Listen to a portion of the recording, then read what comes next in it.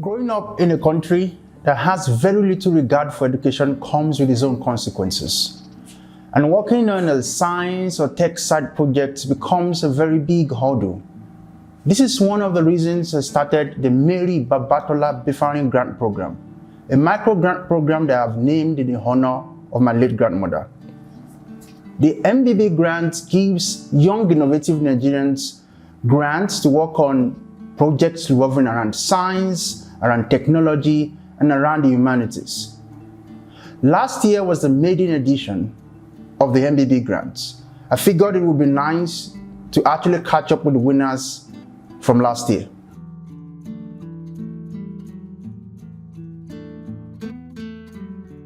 Ibrahim is one of the winners from last year. He's a software developer who is currently working on a project to digitize prices in local markets in Africa.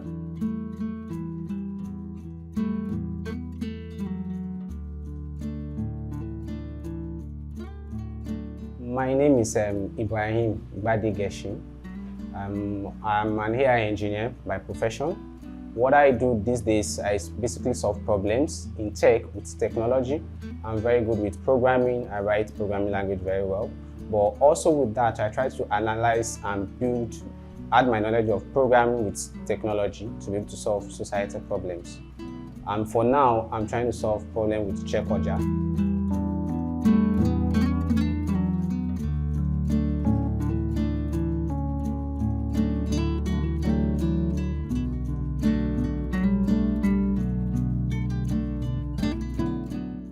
It's more than an app, so to say, but it's an innovation to be able to allow people to check prices of goods across local markets in Africa.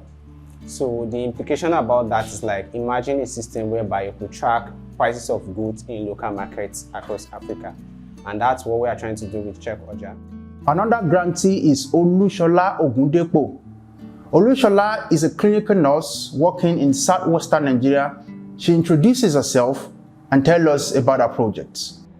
My name is Olushola Ogundepo.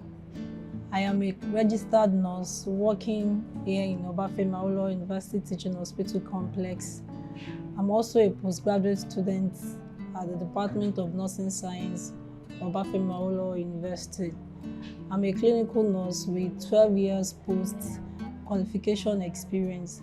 I work in the surgical units and specifically in male surgical ward, and in my ward we care for patients with urological conditions, maxillofacial and cardiothoracic conditions.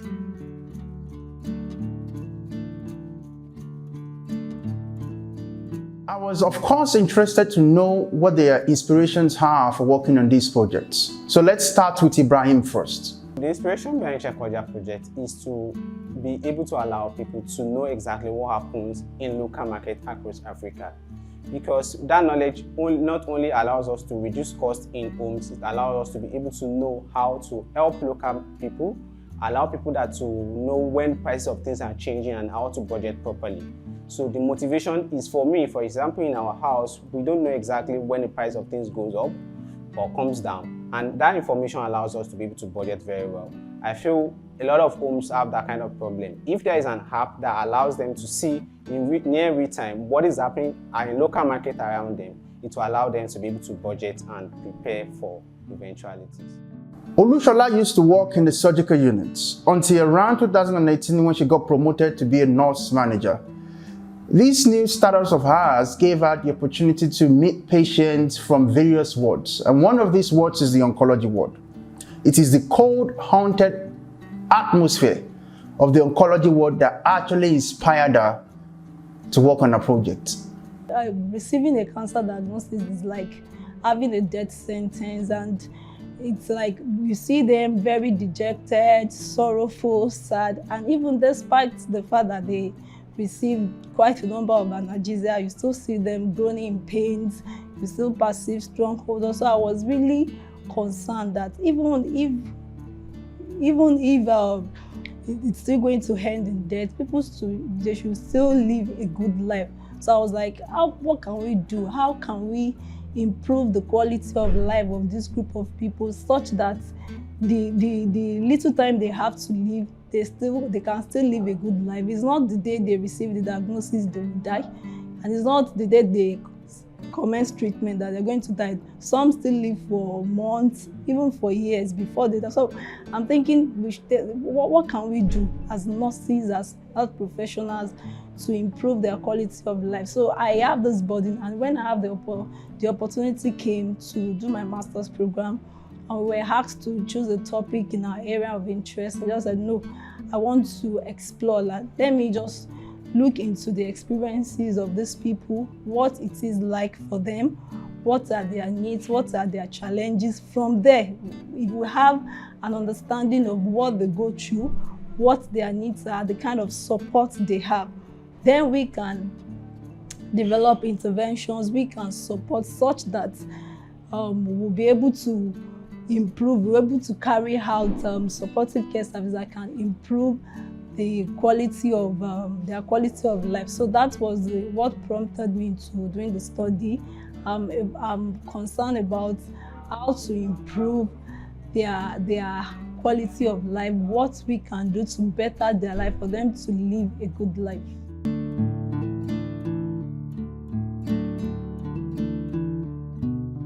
Ibrahim's project, that's his Check Oja app, actually it's going to help both buyers and sellers, according to him, for price discovery.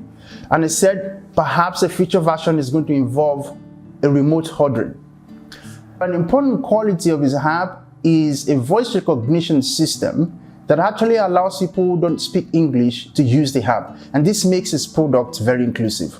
We discovered that the Check Oja app caters for two broad audiences, like the educated people and the uneducated people. So because like when you go to the market, you see most of uneducated people there, and we want them to feel among to be able to use the app. And that's why we have the Check Oja bot.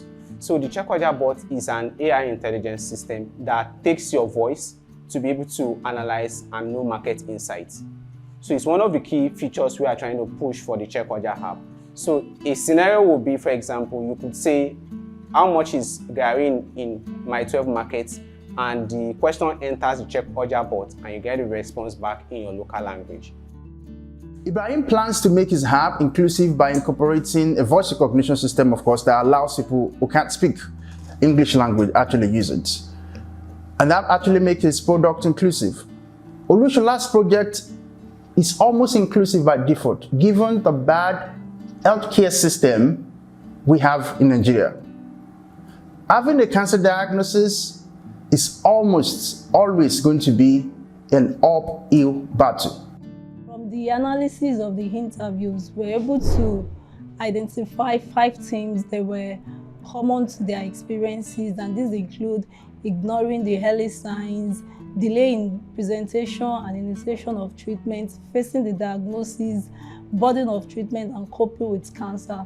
From the study revealed that the cancer experience is a long-term journey that does not just start in a day. It starts subtly with an early sign that people often ignore, probably because it is not life-threatening. Participants reported that the illness started as a small swelling mass, which they did not take cognizance of because it was not associated with any discomfort, it wasn't conspicuous, and also because they don't have this knowledge about what it is. So many of them did not do anything about it, and they did not seek for care until they started experiencing pain.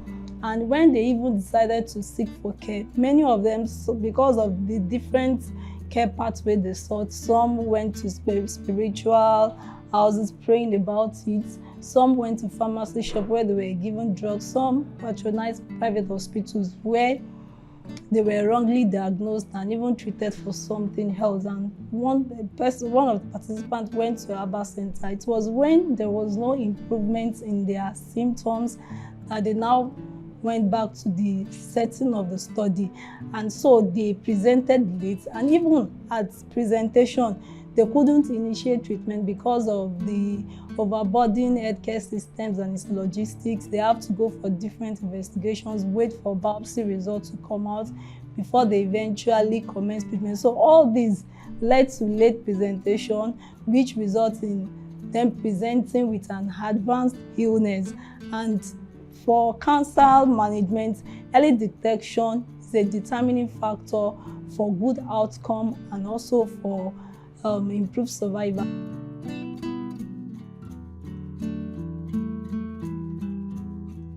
And I also, of course, would like to know about the impact of these grants on their projects. Receiving MBB grants was very good, especially for the Chekoja project, because we're at the point whereby we have a lot of things to do and fund was a very limiting factor. So the grant came at a very appropriate time. So it really helped us to be able to build some of the key features onto Chekoja projects. For me as an innovator, I think one of the things that the grant really helped me was it gave me this shock absorber fund for me to be able to build some of the key features in the Chekoja MVP. But there's still challenges. I used to have joke that when I was in college back in Nigeria, the amount of candles I used to read at night would be enough to build a huge polished castle if those castles are actually made of paraffins. There were a lot of challenges building Chekoja projects. So one of them is electricity. For example, I stay in a part of Nigeria whereby we only get electricity once in a week. And building a tech product whereby you have to build milestones, work on features in real time is very challenging. So you have to run diesel most of the time. So electricity was a big challenge. Also too, trying to build a product that's not fully fledged at the beginning, you need to be able to manage teams to help you build it. So managing them, paying them, working and coordinating to build it is challenging. And another thing I want to say is Chekoja is a different project for me because as a developer, I just build things. It's working, I like it, it's cool. But now it's a project I want to put in the hand of people. So I have to ask questions, I have to introduce it to people. And getting that feedback has been one of the things I've learned in Chekoja project, that when you're building something for Nigerians or people in general to use, you have to carry them along and understand what they think of the app and what will make them to like the app. Olushola also told us about the impacts of the grants on our project. I basically used the grant fund for the pilot study, which was carried out at Federal Medical Center, and this grant fund really helped in carrying out the study.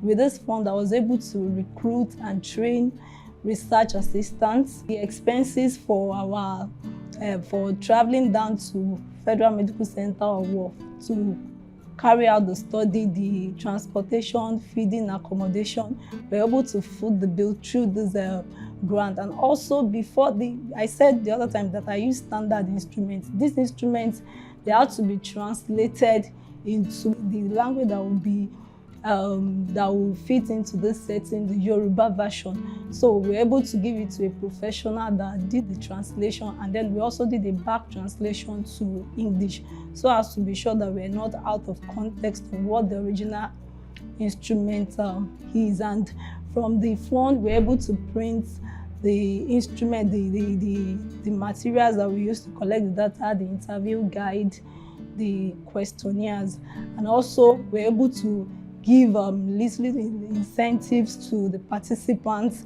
so as to appreciate them for their time and also for sharing their experiences. After data collection for the qualitative, the data has to be transcribed, so we have to give it to someone that did the transcription, then analyzed for teams. Through this fund, we are able to do, even for the quantitative, it was analyzed, inputted into the system and analyzed. So the fund really helped in carrying out a detailed study which produced a result that will contribute to knowledge and to contribute to improving quality of cancer care in this setting. We were also able to get hold of Olushola's supervisor, and she also told us about the impact of our grants on her projects. At a point that my student needed to go to the field for pilot study, we were slowed down by lack of funds. She was working day and night, her proposal was ready, she had defended it, correction made, instruments were ready, but we were sourcing for funds. That was when I got that advert from another platform and I drew her attention to it. She put up her application and we worked together and we submitted. Lo and behold, she just called me that she was contacted as one of the beneficiaries of that grant. It was a huge relief because then we were just trying to look for a way around it. And the grants really assisted her to do a thorough job. If not for the grants, we might have looked for another venue close by to quickly run a pilot study, but it will not have been a direct replica of the setting for the main study. So the grant was used mainly for a pilot study. And you know the importance of pilot study. It validates our instruments. It assisted us to know what to put right while going for the main study. Getting the grant also encouraged her, and she was able to carry the project to detail as prescribed by the proposer.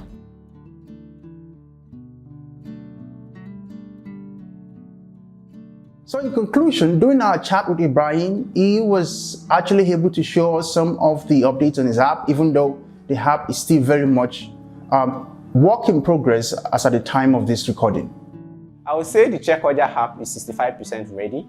So there are some features that are good to go, but there are some features that we want to be part of the initial launch for Checkwardia. Why Olushola tells us the conclusion of a project. This study has offered an insight into the experiences of this group of patients, the meaning they give to this illness, how it affects them, their types and level of support needs, as well as their quality of life. And findings from this study revealed that they face several physical, psychological, social, and existential challenges for which they require support. Nurses' involvement in the care and support of this group of patients become paramount. Nurses need to be involved in their care. So this should be aimed at prevention. Many of them did not even know what it is like to have cancer, how it starts. So there's a need to create an awareness. There's a need for patient education and also for screening programs. For people should be taught how to do a breast examination, testicular examination, the need to come for routine medical checkup, and also there's a need to develop supportive care services, interventions tailored towards meeting the needs of these patients so as to improve treatment outcome, improve quality of life and survival.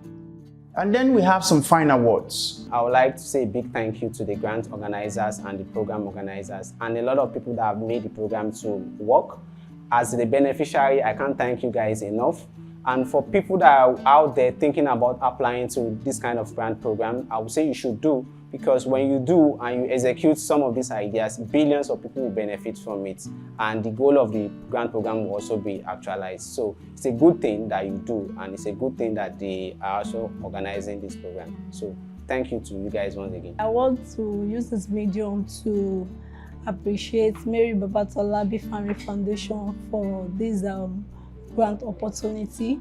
My candidate being a graduate student, this will be our first time working on cancer, and our proposal attracted that grant.